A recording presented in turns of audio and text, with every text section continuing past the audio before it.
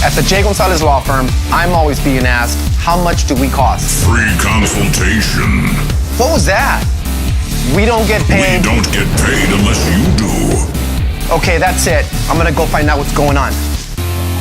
Jago, can't you see we're trying to do a commercial? Sorry, boss. Just trying to help. Okay, Jago, go ahead and end it. Call the J. Gonzalez Law Firm at 1-800-CAR-CRASH. I can't do better than that. Welcome back to the RGV Sports Show. We are here with your first round playoff preview here at the Monitor Sports and RGVSports.com. Playoffs are upon us, folks. We're hyped to be here with you guys. Some crazy first round matchups going on, and we're here to break them all down for you. My name is Brian Ramos. I'm your 5A football beat writer. My name is Andrew McCulloch. I'm your District 36A beat writer. And I'm Raul Garcia covering 31-6A. And we're fired up. We're on the eve of the playoffs kicking off on Thursday. Going to be some interesting games going on. We got 3 games on Thursday's slate. And then once those Friday night lights come around, that's when all the other teams go at it. We got 30 teams from the Rio Grande Valley in the playoffs this year.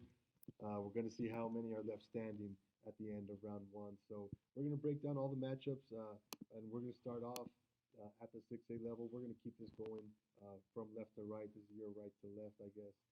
But Andrew, why don't you start off with one of your key matchups there in District 36A? We'll start with the most heavyweight matchup coming out of 36A that pits 2 first-place finishers against one another. We're talking, of course, about McCulloch Memorial Mustangs, who finished in a 3-way tie at the top of 36A. They will be going on the road to face the first-place Laredo United South Panthers to kick off the playoffs.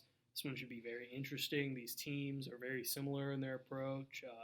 Each have a very talented back, a defense that they rely on to control the tempo and time of possession in this one.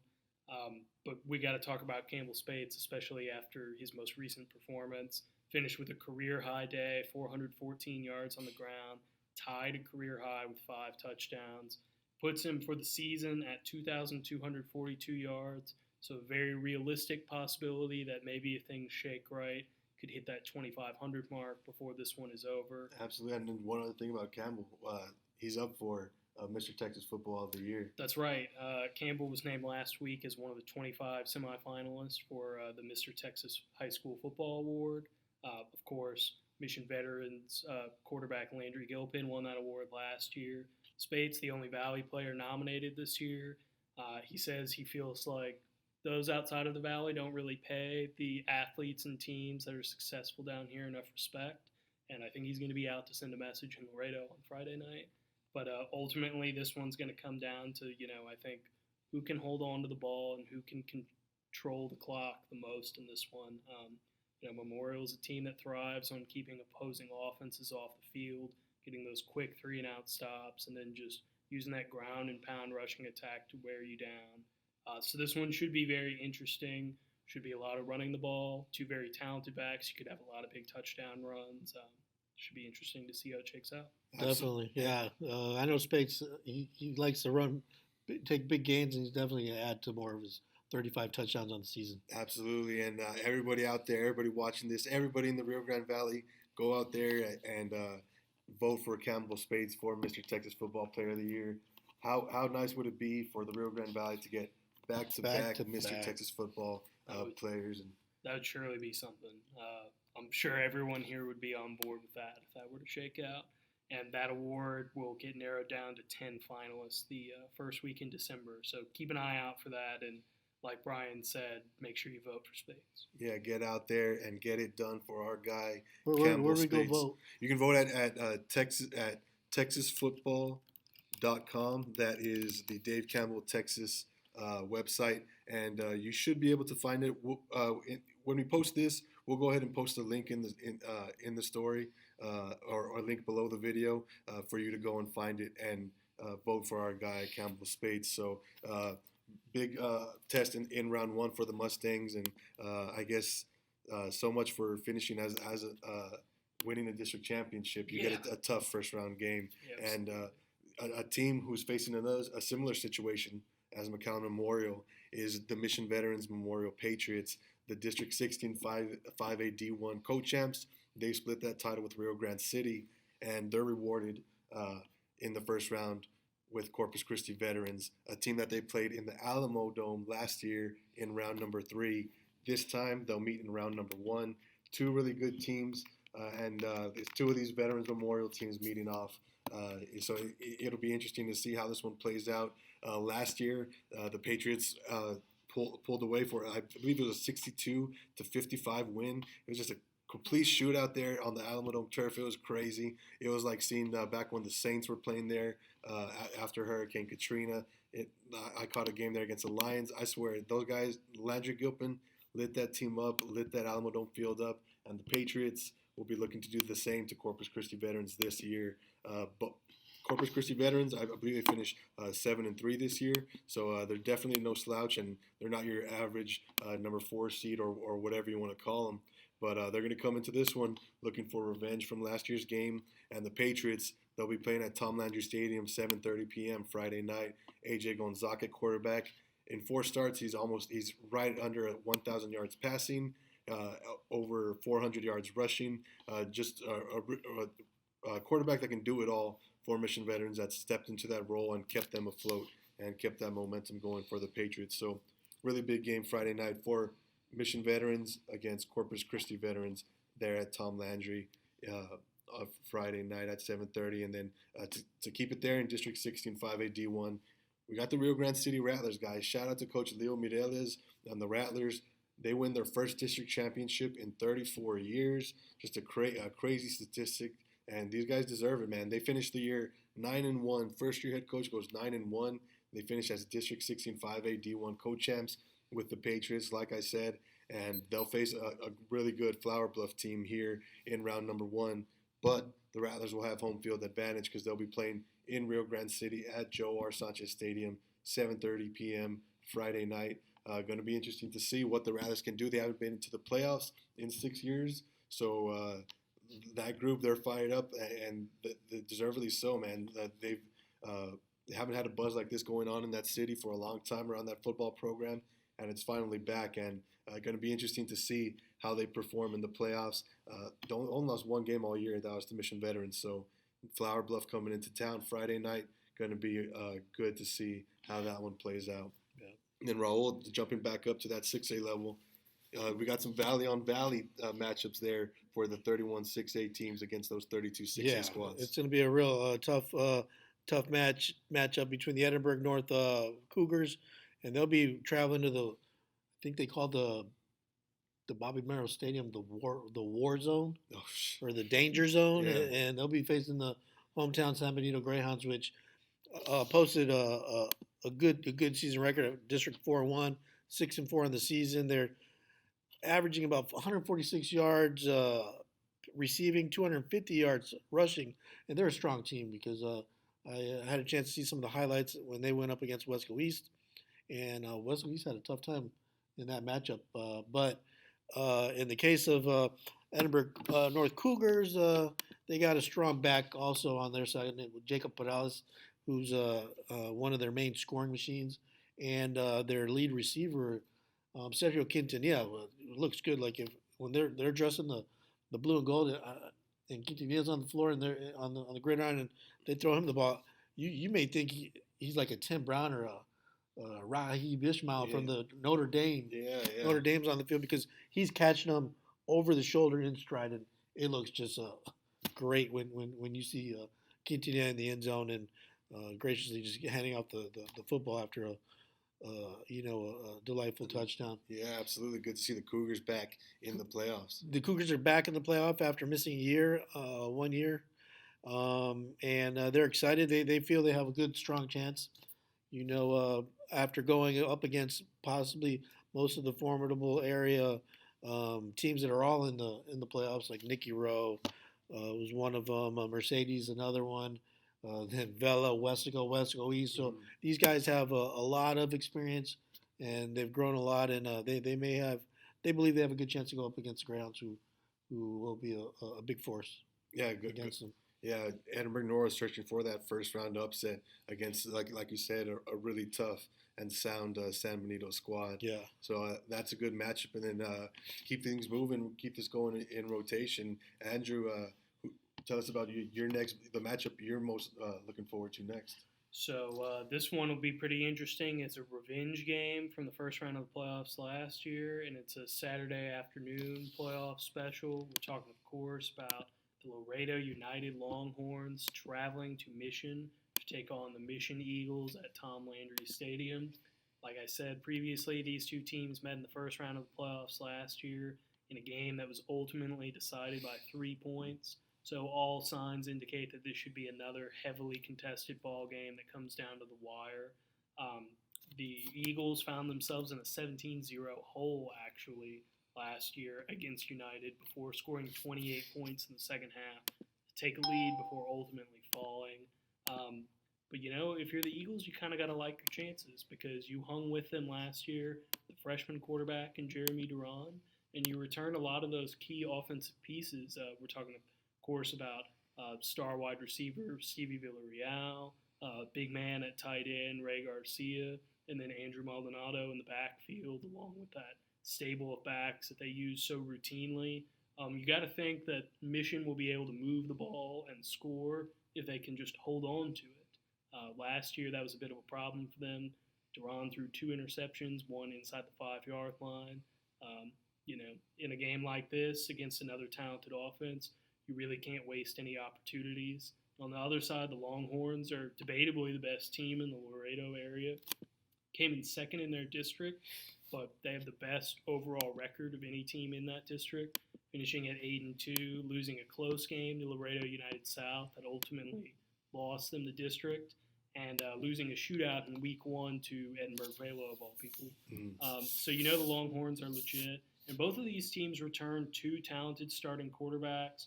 Talking, of course, about Duran at Mission, who's grown significantly in his sophomore season. Actually had his best career game against the Longhorns last year, throwing for 4 touchdowns and 346 yards. Be interesting to see if he can replicate that. But then you got to talk about the Longhorns, Eduardo Huerta. He's really one of the best pocket passers in South Texas. He outdueled quarterbacks at San Benito and Edinburgh Vela earlier this year. He's really proven that he can hang in there against anybody. But he struggled pretty significantly last year against Mission's defense. Only threw for, I think, 113 yards, which is a big step back for him considering what he's normally doing, 300-plus yards a week against some talented defenses. And, given the Mission defense this year, it's highly likely that we could see a repeat performance. The Eagles led all of District 36A in the regular season in scoring defense. They were the only team to allow less than 200 points. So you got to think that they got as good of a chance as anybody going against the Longhorns, especially this time in their own building. But either way, this one should be a shootout that comes down to the final possession. Absolutely. Now, I know we got some cold weather on our hands, but the city of Mission will be on fire this weekend. Friday night, Mission Veterans at home at Tom Landry. Saturday, Mission Eagles at home at Tom Landry. Going to be awesome to see if those Mission boys can come out with wins and really represent not just their city, but the Rio Grande Valley against those teams from Laredo and from the Corpus Christi area. Yeah, you got to think those seats at Tom Landry Stadium are going to be kept awfully warm this weekend. Absolutely. Looking forward to that one. And to jump back down to the 5A level, we got La Jolla Palmview, guys, a team that had won 7 straight games, was in position to capture a share of the District 16 5A D1 championship, but they fell in the final week of the season to Brownsville Veterans, and because of that, they fall to the number 3 seed there in District 16 5A D1. 7-3 on the year, 7-2 in district play. So altogether, just a good season for the Lobos, and they'll face Victoria West on the road in round number 1. Carlos Peña, just shy of that 2,000-yard mark. Before the season, he set that goal at 1,800 yards. He broke that, already surpassed that with 1 game to go. Now he'll be looking to eclipse that 2,000-yard mark this weekend on that Friday night. He's got 24 touchdowns. Yeah, he's amazing, and he's also their kicker. So he just has all the points in the world that you can imagine.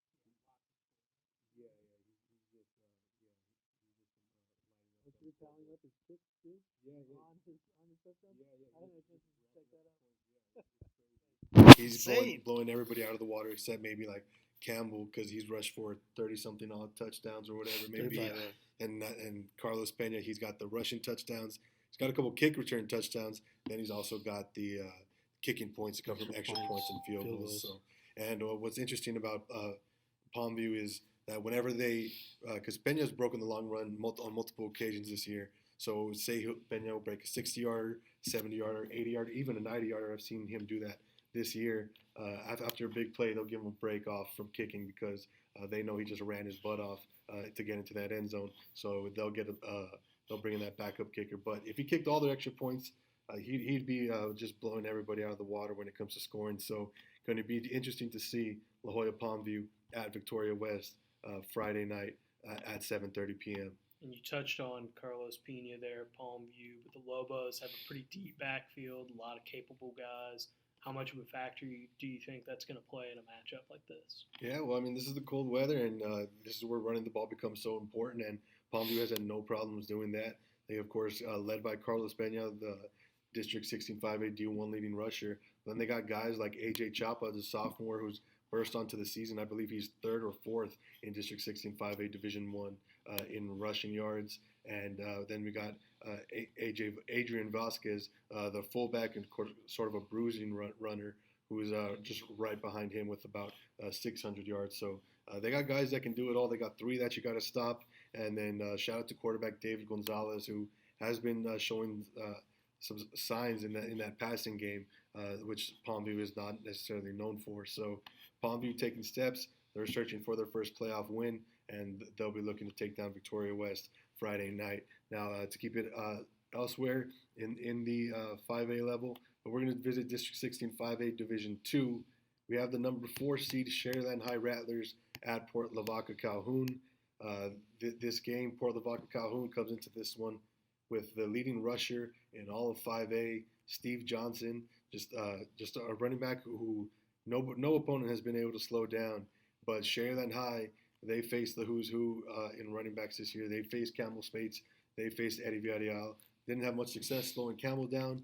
Eddie, they did a decent job holding him to small yardage, but still, this Sharyland High, they got a tough test on deck here in round number 1 against Steve Johnson at Port Lavaca Calhoun. But Sharyland High quarterback Benji Valdivia, he's a playmaker. He can run it, he can pass it, and he's very good in his first year starting for Coach Adama and the Rattlers. So Sharyland High, they're going to be upset-minded coming into this one. They're an underdog. They finished 5-5 on the year, something Sharyland High is not used to doing, and I'm sure that's something that's not sitting well with them. So they'd love nothing more than to prove that they are a team to take seriously here in the first round, and they'll be doing that on the road against Port Lavaca Calhoun, 7:30 p.m. Friday night at Port Lavaca High School. So Rattlers with a tough test in round 1. Raul, jumping back up to 6A, what else you got for us? Oh, we got a big matchup with Wesco East and Harlingen South Hawks coming into the Bobby Lackey Stadium Friday night at 7:30, and that's going to be a game of who can run the best, who can run the fastest, and who's going to be the strongest to get in the end zone.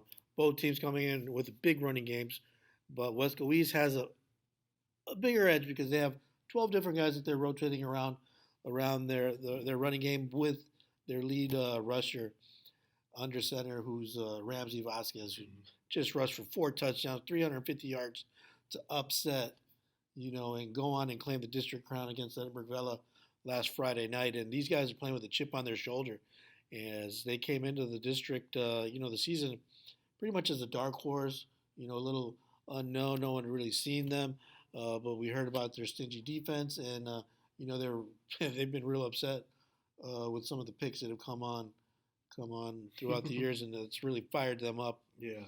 So, we love to give those teams some motivation one way or another. Yeah, but even though they have that stingy defense, they are going to have a tough time with the Harlingen South, who's somehow they did manage to beat Hannah Golden Eagles, a team that beat Wesco East. Even though Wesco East is on a 6-game winning streak right now, they're really firing and running on all cylinders.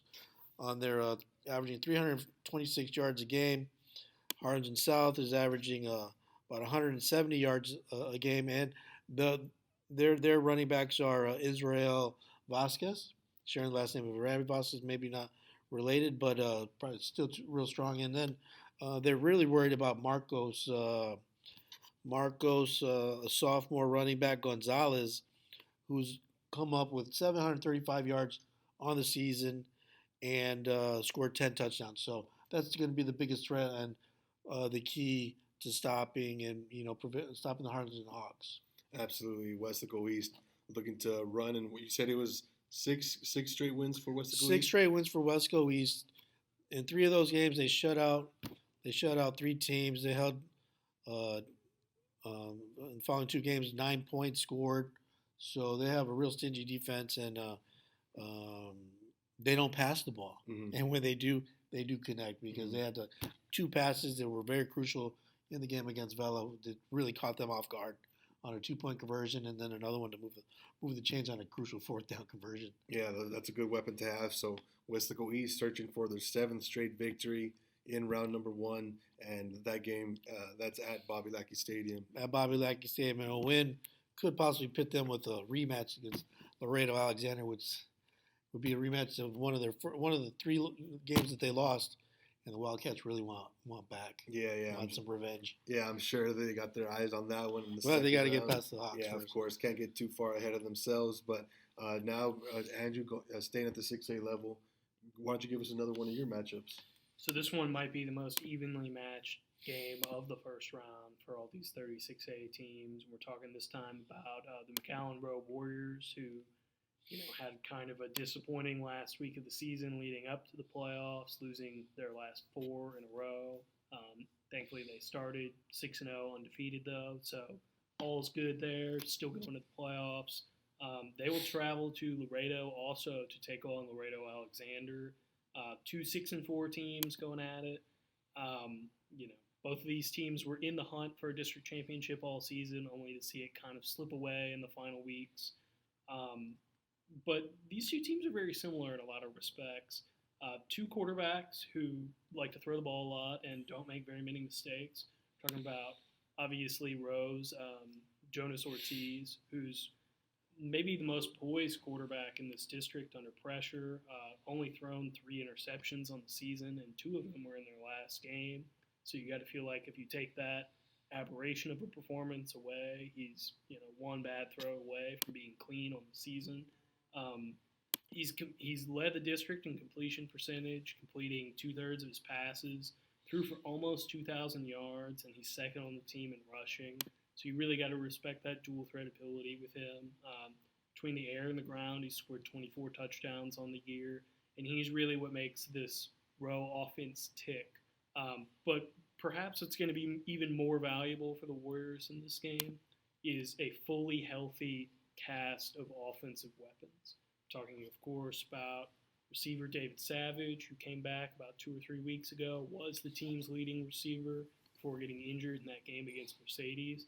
And now, for the first time in weeks, they have all 4 of their primary running backs back. It's a very deep backfield. They've relied on Lorenzo Lopez, Nick Meehan, Joey Partita, and throughout the season at various stages and to varying degrees. But it's got to be a relief to have all those guys back in the fold now. I forgot to mention sweeper Renee Anzaldua, who's Alex Anzaldua, my mistake, who has played. The 4 of them have played really well for the Warriors, and they've really been what allows them to be such a balanced offense with all that motion and RPOs and read options, that sort of thing. The Warriors are one of the only teams I've seen in this district with 4 players over 350 rushing yards on the year, and you got to think those numbers would be higher for everyone across the board if they had all played in 10 games. But on the other side, the Alexander Bulldogs, also another very well-balanced offense. But there are really 2 guys that make the Bulldogs work. It's quarterback Jay Santos and running back Camilo Pedraza. Santos, one of the best quarterbacks in South Texas. You can make the argument that he's played the best of any quarterback in Laredo this season. A 19-2 touchdown to interception ratio. That's pretty spectacular. He's a hair short of 2,000 yards on the season, completing a lot of his passes, averaging 17 yards an attempt. He can really air it out and spread the field in that way.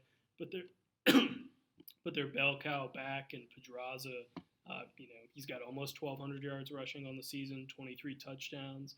He's run for over 100 yards in 6 of their 10 games this year. And, you just have to hope for the Warriors' sake that last week's game against McCulloch Memorial and Spades having his night has kind of prepared them for another elite rushing talent. Absolutely. Now, to dip back to the 5A level, we got kind of a mirror image matchups here between Mercedes and Alice. They're both going to be wearing orange, so they got pretty much the same uniforms, but of course Alice will be in white and orange as they'll be paying a visit to Mercedes there at Tiger Stadium. And this Alice team is pretty good. They're 8-2 on the year, but one of those losses was by way of forfeit. They won the game, but were forced to forfeit due to an ineligible player playing the game. So now they'll take on the number 2 seed in District 16 5A D2, the Mercedes Tigers, who went 7-3 on the year, just lost one district game at 5-1. And they come into this one. These are 2 teams that spread it out, like to throw the ball around and get the ball to their playmakers and let them go to work. And Mercedes, they of course run that 2 quarterback system with Mike Cisneros and Horacio Pequeño, 2 guys who can get it done. Of course, Mike is a little better when it comes to the running. A mobile quarterback. Yeah, absolutely. So it's going to be interesting to see what Mercedes is feeling, which way they want to go. Are they going to stick with one quarterback or the other, or are they just going to keep on rotating them in and out like I've seen them do this year? But either way, both of those Mercedes quarterbacks have had success, and it'll be interesting to see how the Mercedes defense is able to hold up against this Alice team. So really looking forward to this one. This will be here in Mercedes, 7:30 p.m. At Tiger Stadium. So going to be a good one there. And then to keep it there in 16-5A D2, got another mirror image matchup between Ed Couch Elsa and Cal Allen. Cal Allen, well, actually both these teams, not too long ago, they were spread offenses, always in the shotgun, 3 wide, 4 wide at times. And they just used to let their quarterback go to work and throw the ball around the field. But now these teams this year, they're just run-based teams that can run the ball right down your throat, and both of them have different guys that can get the job done. Cal Allen comes into this one with 3 guys over 600 yards. Ed Couch also comes in with Jake Cardenas, District 16 5A D2's leading rusher with over 1,300 yards. Then they got Sean Alvarado and Edward Cardoza, the number 2 and 3 rushers there in District 16 5A D2. So that Ed Couch Elsa ground game, it does not stop. They're back in the playoffs for the first time in 3 years, and they're hyped up and ready to go. They fear no team they've placed. Ed Couch Elsa's lost 4 games this year. All 4 of them have been to playoff teams.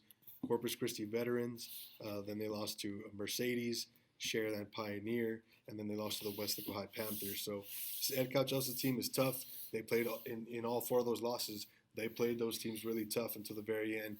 Just lost by 12 points to Shareland Pioneer. That was Pioneer's closest win this year. Yeah, so going to be interesting to see if Ed Couch Elsa can get this done. They have the number 1 defense in 16-5A D2, the number 2 offense in District 16-5A D2, and that's by way of running the ball because they don't air it out much, but that run game is overpowering, and if you're not ready for it, they will run it right down your throat. So going to be interesting to see which team's ground game is superior to the others. That's Ed Couch Elsa at Cal Allen, 7:30 p.m. And Ed Couch Elsa is the only Rio Grande Valley team ever to have a win over Cal Allen. Wow. Ever. Really? Yeah. So Interesting little tidbit there. Yeah. Absolutely. So Cal Allen's usually been the Iron Curtain. No one to get past. Absolutely. Yeah, they usually beat up on the Rio Grande Valley teams, but this Cal Allen team, I'm not going to say they're not as good as they have been in years past, but I expect a really good game and close played game between the Yellow Jackets and the Cal Allen Wildcats. There, I interviewed Cal Allen head coach one evening when they came in for a preseason matchup, early season matchup with the Mercedes Tigers, and interviewed him at halftime, and he had already accidentally predicted his victory at halftime. It was their good ball club, but Yeah, he was calling his shots. he was calling the shots. Yeah. Like if it were the end already. Yeah, so this Carolina team, they better not sleep on the Yellow Jackets because this is a tough Yellow Jackets team that, as Coach Chris Novato says, they're going to come out and hit you in the mouth, and that's what they're going to do on the road. They don't mind when the odds are stacked against them. They don't mind being doubted. This year they've proved people wrong, and they've proved that La Machina is back. So we'll see if that's the case here in round number 1 as the Yellow Jackets pay a visit to Cal Allen, 7:30 p.m. at Cal Allen. And Raul, back to you.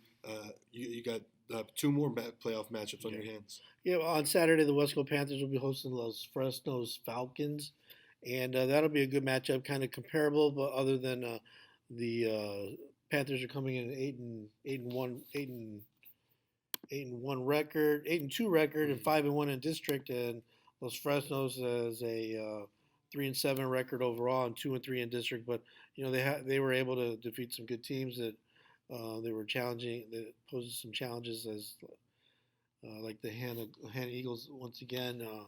But the West Coast Panthers seem pretty confident they'll be able to get through this one. They got a tough running game, good passing scheme with receivers and KJ Jones, Rodney Garza, Jaden Cavazos, and all revolving around the quick thinking, accurate throwing, and mobile agility of Jacob Cavazos when he's running in full steam. So are the Panthers. Yeah, absolutely. And this Panthers team just last year went to the 3rd round of the playoffs. Third round. They'll be looking to put together another playoff run, and it all starts in round number 1 against the Los Fresnos Falcons. And that game is played where? In Weslaco at Bobby Lackey Stadium? Bobby Lackey Stadium. So, yeah, both Weslaco teams fortunate enough to host first-round playoff games, just like those Mission teams are. So, going to be some good football played in the city of Weslaco. So, yeah, fired up for that one to see how the Panthers look. And then, Andrew, I know you got one final 6A playoff matchup and then one down at the 4A level. That's right. 2 quick ones to touch on. The last 36A matchup we got, the 2-time defending 36A champion PSJ High Bears will play at home on Friday night in FAR against the Eagle Pass Eagles. I know the Bears are very fired up for this one. There was a lot of energy around the team following that win over Juarez Lincoln in Week 11 that clinched at least a share of a repeat district title for them. And I know they're very fired up to build on that by advancing out of the first round of the playoffs. And with the way their offense has been clicking recently, it's very feasible that could happen. Justin Morales has thrown for over 3,000 yards on the season in his first full year at quarterback. Very impressive considering that he was playing wide receiver this time a year ago. When you talk about wide receivers, they have probably the most talented host of wide receivers of any team in the Valley. You talk about the trio of Ethan Castillo and Marco Guajardo and Miguel Flores. And Flores specifically, guys, is leading all of the Valley in every meaningful receiving statistical category. It's at 1,300 yards for the season through the air. That's a lot more passing yards than most of the quarterbacks in this district have. Some truly jaw-dropping numbers. And defensively, they got 2 linebackers in Jacob Sanchez and Jaden Arrington. They're over 100 tackles for the season, play a big role in defending the run and the pass. And then you got defensive lineman Manny Castillo, who has really been the anchor of that Bears defense so far this year, has seen them improve a whole lot. He leads the team with 9 sacks and 14 quarterback hurries. Anytime he's suiting up, he's going to make it a long day for the quarterback on the other side. Mm-hmm. And you talk about Eagle Pass, they kind of barely squeaked into the playoffs. They won a game in Week 11 that got them their final spot. They were trailing in that game at halftime, having not scored a point, and then they ultimately won it in overtime. So you would think a team that struggles to put away a 2-17 to get to the playoffs is going to struggle to corral a very high-flying PSJ high offense. But on the other note, we have a 4A matchup to look forward to. a marquee for a matchup at that between the Hidalgo Pirates and the Bernie Greyhounds, and this one is going to be played at the Alamo Dome in San Antonio. I know both coaches and players are very excited to avoid the weather this weekend and just play football. For the Pirates, it's been a remarkable turnaround season. Went from 2 wins last year to 8 wins and 2 losses this year. Really storied season for them. It's their first time going to the playoffs in 5 or 6 seasons. First time for everyone on this roster, certainly. They're led by junior running back Zach Carrera, who has just put up some incredible numbers for the Pirates this year. He's at almost 2,100 rushing yards for the season with 21 touchdowns, and he's run for over 100 yards in every game so far this season. I know they're very fired up and ready to go, and they're going to have a quality opponent waiting on the other side. Bernie's no slouch. They finished the regular season at 6-3. They beat up on some good teams, and their losses were all close ones. They lost one at Fredericksburg in double overtime. They played a Beeville Jones team very close that's entering the playoffs as an undefeated squad at the 4A level. This one could go a lot of different ways, but I think for the Pirates to come out on top in this one, they're going to need to feed the ball to Carrera, keep blocking well like that offensive line has all year, and control the tempo of this one to come out on top. Yeah, going to be interesting. Hidalgo, they got a nice matchup there at the Alamo Dome, so going to be cool to see the Pirates take that field, and hopefully they can come back home to the Rio Grande Valley with the first-round playoff win. Now, the last 5A playoff matchup that I have, the Sharyland Pioneer Diamondbacks, 9-1, winners of 9 straight games, the District 16 5A D2 champions. They host a playoff game, and this is a program that's never won a playoff game in their 6-year history. So Pioneer will be looking to do that Friday night at 7:30 p.m. as they welcome San Antonio Southside into Richard Thompson Stadium there in Mission. And guys, Eddie Marburger, he's doing his thing. He's throwing that ball around, and he's up to 49 touchdown passes on the year. 2 more touchdown passes. He sets the all-time Valley touchdown passing record in the Rio Grande Valley. And that was set by Landry Gilpin's 50 touchdowns just last year. Oh, wow. Marburger at 49. If Pioneer's going to win, obviously Marburger's going to have something to do with that. So you'd imagine he would break that record here today. And then if Pioneer does win, he has a chance to grow that record and maybe even take that into the 60s the way he's throwing that ball. So Sharyland Pioneer Diamondbacks, last year they lose in the playoffs by 1 point after going for 2 on a 2-point conversion. And they're hungry, man. They feel that they have unfinished business from last year's playoffs. And this year, they feel they have the group that can get the job done. Eddie Lee Marburger's got wideouts LeVar Lindo and Luke Padilla, 2 guys that can really get the job done. Padilla, 15 touchdown catches on the year, and LeVar Lindo also in double digits at 10.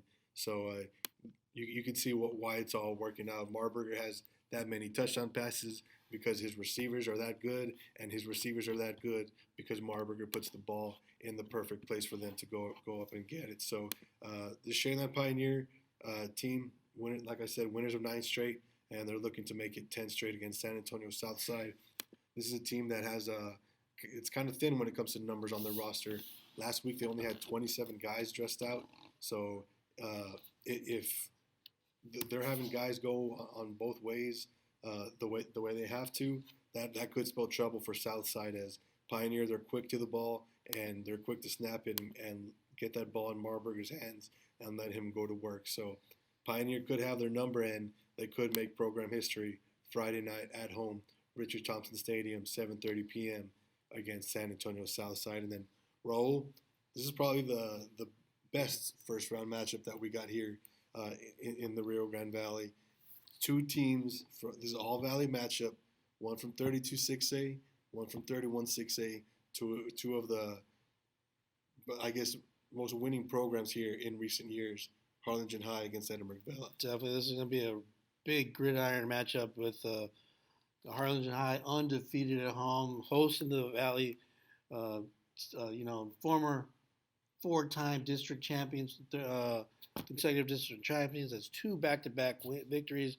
but they're coming in stunned, maybe a little shell shocked after, losing their crown to the East Wildcats on the road, and going into Bob Bogus Stadium. It's going to be just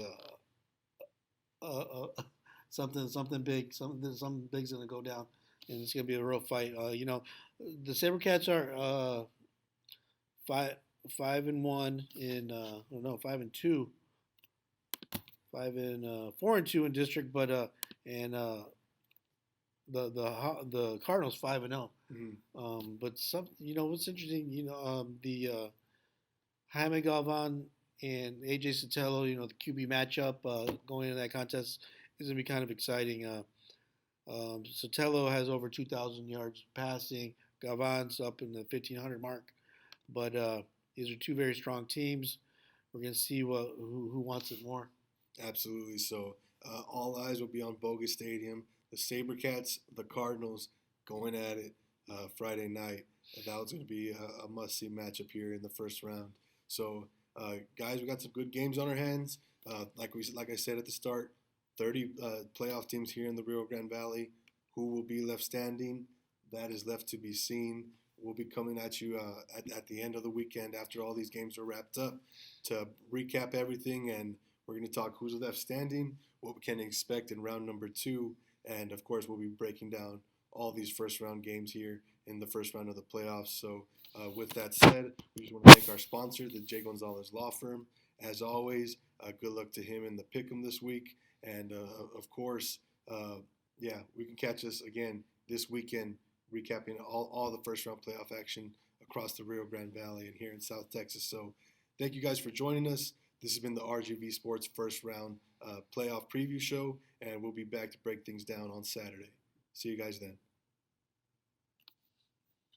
At the J. Gonzalez Law Firm, I'm always being asked, how much do we cost? Free consultation. What was that? We don't get paid. We don't get paid unless you do. Okay, that's it. I'm gonna go find out what's going on. Jago, can't you see we're trying to do a commercial? Sorry, boss. Just trying to help. Okay, Jago, go ahead and end it. Call the J. Gonzalez Law Firm at 1-800-CAR-CRASH. I can't do better than that.